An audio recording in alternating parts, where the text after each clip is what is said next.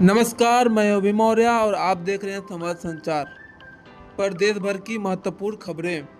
योगी मोदी का बैठक, अखिलेश का टिप्पणी, सियासी ड्रामा, शिक्षा में क्रांति और सामाजिक मुद्दों की गूंज।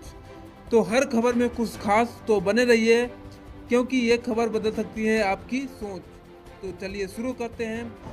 खबरों की ओर बढ़ने से पहले एक नज़र आज की सुर्खियों पर। मोटी फाइल लेकर पीएम मोदी से मिले सीएम योगी। जेवर एयरपोर्ट के अलावा इस मुद्दे पर भी हुई बात। पीएम मोदी संग एनडीए मुख्यमंत्री की बैठक में ऑपरेशन सिंदूर की गूंज। जाति जनगणना सहित कई मुद्दों पर बना रोड मैप। क्या बीजेपी को उसी के हथियार से हरा पाएंगे अखिलेश? किस रणनीति पर काम कर रही है सपा? योगी आदित्यनाथ ने धमाकेदार इंटरव्यू में पीएम मोदी को लेकर क्या कहा? पीएम मोदी से मिलने सीएम योगी आदित्यनाथ। यूपी में समित मंत्रिमंडल विस्तार पर हुई चर्चा। यूपी विधानसभा में थूकने वाले विधायक पर लगा जुर्माना, भरना पड़ेगा इतना फाइन। अब 12 साल बाद लौटेगा कुंभ, लौट के श्रद्धालु लौटेंगी रौनक। बारात की विदाई के बाद खाली पड़ा जनवास। महाकुंभ ने देश दुनिया को उत्तर प्रदेश की क्षमता से काफी कराया है। कुंभ के सफल आयोजन पर सीएम योगी क्या बोले? कौन है महाकुंभ में आए आईआईटी बाबा? जानिए कैसे उभय सिंह एयरस्पेस इंजीनियर छोड़ बन गए सन्यासी। सच बोलने वाले को जगदीप धनखड़ और इलाहाबाद हाई कोर्ट के जज पर योगी आदित्यनाथ करकरे नहीं बताते उनका घर किसने जलाया। आतंकी जैसे भाषा बयान पर योगी ने वाद दिलाया हैदराबाद का निजाम। झारखंड में पहले चरण की वोटिंग कल जाने बीजेपी के लिए कोल्हान जीतना क्यों जरूरी है?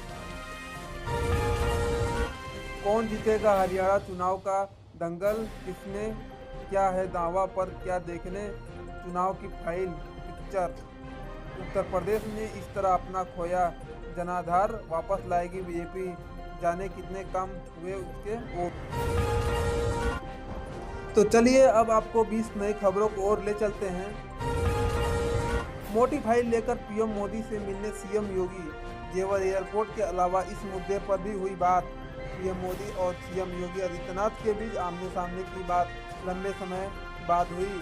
बताया जा रहा है कि यह मुलाकात कभी आधे घंटे तक चली। इसके बाद योगी जेडी नड्डा और अमित शाह से मिलने गए। यूपी के सीएम योगी आदित्यनाथ ने शनिवार को दिल्ली आकर पीएम मोदी से मुलाकात की। दोनों के बीच लंबे समय बाद आमने सामने की बातचीत हुई। सूत्रों की माने तो योगी ने कुछ खास प्रोजेक्ट के बारे में पीएम को जानकारी दी। बताया गया है कि पीएम से जेवर एयरपोर्ट के उद्घाटन के लिए समय मांगा। पीएम से मिलने के बाद सीएम योगी आदित्यनाथ ने बीजेपी अध्यक्ष जेडी नड्डा के घर पहुंचे। इसके बाद गृह मंत्री अमित शाह के करीब 45 मिनट तक बैठक की। दिल्ली उत्तर प्रदेश में मुख्यमंत्री योगी आदित्यनाथ शनिवार को दिल्ली आकर पीएम मोदी से मिले। लंबे समय बाद दोनों नेताओं के आमने सामने की बात हुई। मुलाकात करीब आधे घंटे तक चली। सूत्रों की माने तो इस दौरान सीएम योगी ने यूपी में चल रहे कुछ खास प्रोजेक्ट के बारे में मुख्यमंत्री को बताया गया है। मुख्यमंत्री पीएम ने जेवर एयरपोर्ट के उद्घाटन के लिए समय मांगा है। ग्रेट नोएडा में बन रहा एयरपोर्ट एशिया का सबसे बड़ा हवाई अड्डा। नई दिल्ली में प्रधानमंत्री नरेंद्र मोदी की अध्यक्षता में रविवार को दिल्ली में एनडीए दलों के मुख्यमंत्री और उप मुख्यमंत्रियों के साथ हुई बैठक में कई मुद्दों पर चर्चा हुई। इस बैठक में भाग लेने के लिए देश के अलग अलग राज्यों से नेता दिल्ली पहुंचे थे। बैठक में ऑपरेशन सिंदूर की गूंज सुनाई पड़ी। साथ ही जाति जनगणना सुधार शासन सहित कई अन्य मुद्दों पर आगे का रोड मैप बना।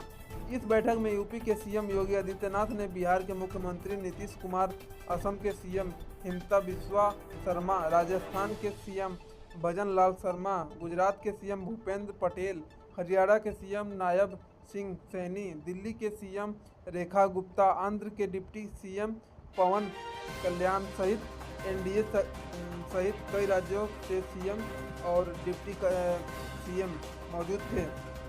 बैठक में अमित शाह, राजनाथ सिंह, जेडी नड्डा सहित कई केंद्रीय मंत्री भी मौजूद थे। चलिए अब तीसरी खबर की ओर। क्या बीजेपी को उसी के हथियार से हरा पाएंगे अखिलेश? किस रणनीति पर काम कर रही है सपा?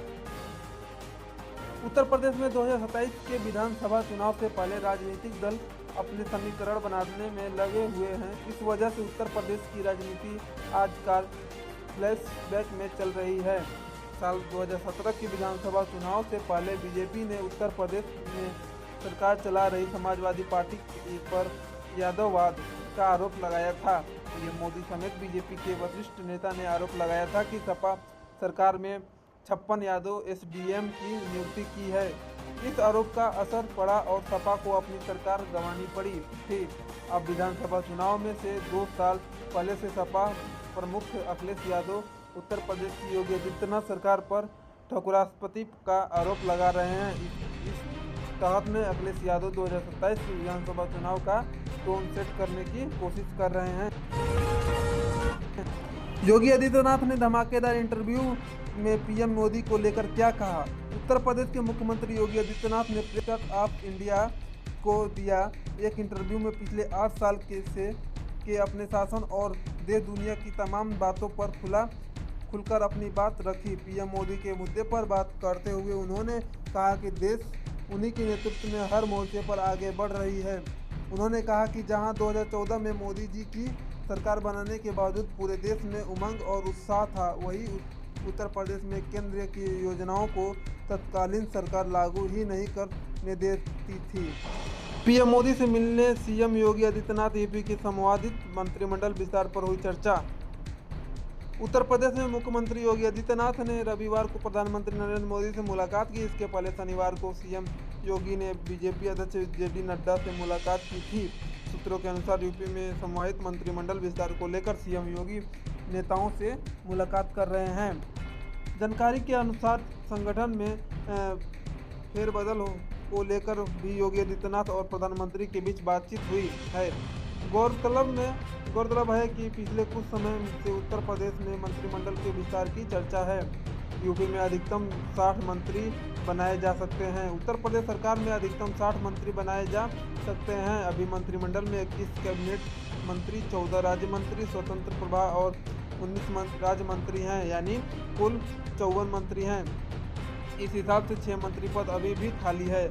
साथ ही चर्चा यह भी थी है कि कुछ मंत्रियों की छुट्टी भी हो सकती है या कुछ को संगठन का कार्य भी सौंपा जा सकता है। साथ ही मंत्रिमंडल में सामाजिक समीकरण का भी ध्यान रखने की कोशिश होगी। यूपी विधानसभा में थूकने वाला विधायक पर लगाया गया जुर्माना, भरना पड़ेगा इतना फाइन।